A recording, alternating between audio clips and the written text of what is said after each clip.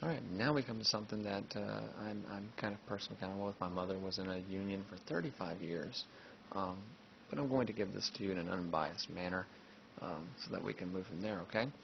Labor unions, we have early unions and failures, all right?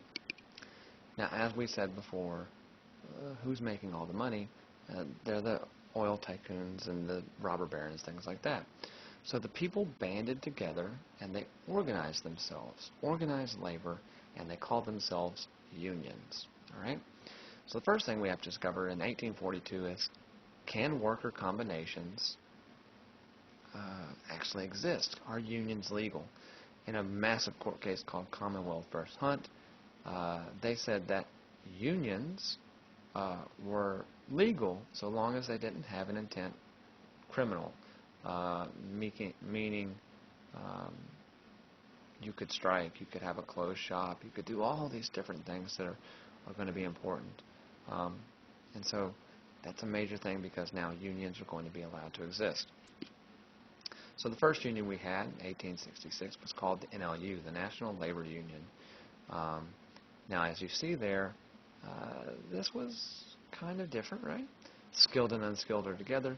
No Chinese, that was our first people that we hated. Little encouragement for women and also African Americans. They worked for arbitration, and the big thing they wanted was the 8-hour workday. Now there was a similar union called the Colored National Labor Union to take care of the African Americans. Separate but equal, and we've been through that, right? Now the NLU is going to kind of fail, and so it's just basically our first union, but it does introduce the idea of an 8-hour workday, and so that's why it's important on our list. We come to the Knights of Labor. Now the Knights of Labor is our first really big one, okay? What the Knights of Labor did is they included everybody.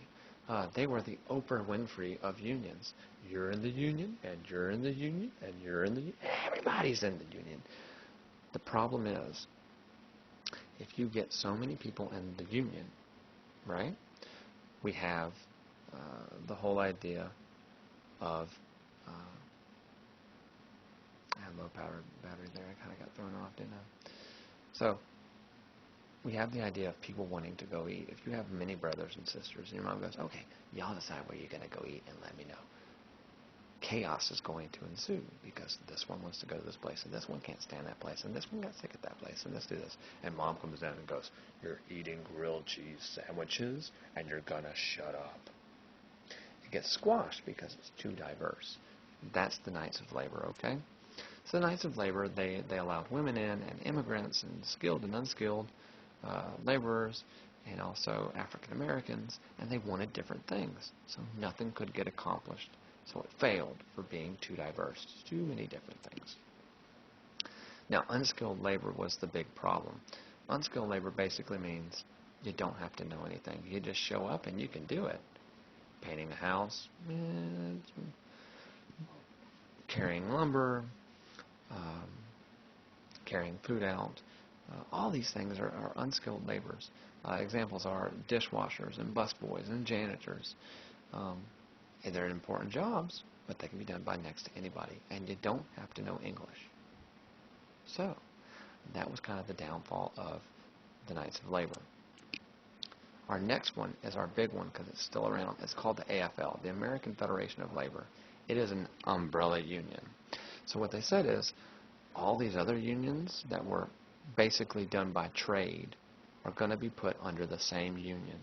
And if we decide you're a union, you're in this group, and we're going to go and help you out, okay?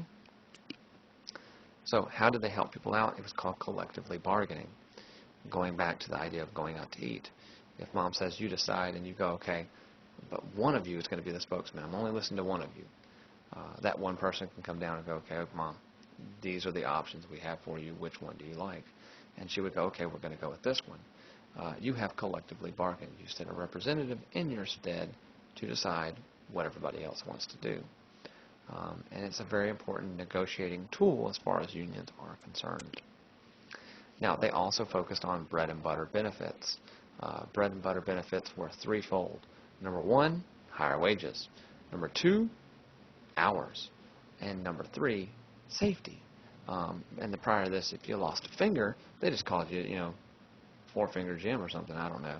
One foot Joe, hop along. I could keep going. Anyway, spread butter benefits are the bare minimums. Outside of that, they don't really care. So no holiday pay, things like that. We're only concerned about your wages, your hours, and your safety. That's it. All right.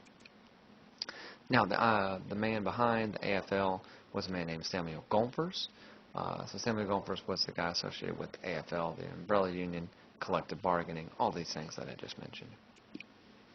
Now, the next one we have is the American Railway Union. This was a job-specific union. You had to work in a railway. You could be a porter, a guy on a train. You could be making the train cars. You could be driving the train cars. You could be shoveling.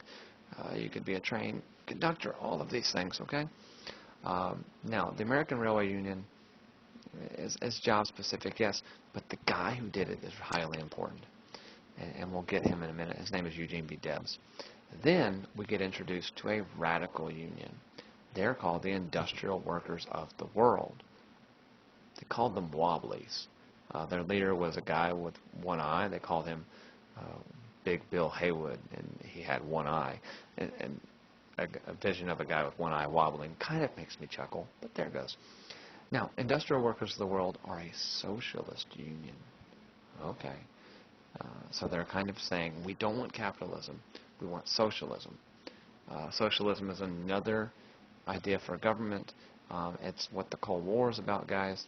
So let's talk about what socialism is. Socialism is the idea that instead of helping the big business, remember laissez-faire and conservative things, the workers should be the ones owning this. There should be no private property. The government should control everything and just dole out to where everybody has something. And there's many problems with that. We can look at that later on. So Eugene V. Debs falls in love with this whole idea of socialism. And it wasn't just him around there, okay? And Eugene V. Debs, the American Railway Union guy, is actually going to run for president as a socialist. And we'll talk about where that all came from in a minute. So this American Socialist Party, now the really weird thing is he ran for president from jail. And so socialism is born and people are beginning to love it, etc. Now, the first time socialism really kind of scares society is when a man named Jacob Coxey will march on Washington to promote socialism. And he took all these people and he went up there and it kind of freaked people out, meaning these people could potentially overthrow a government. And so socialism is beginning to look frowned upon, and unions are now associated with socialism, which means the government can now get involved.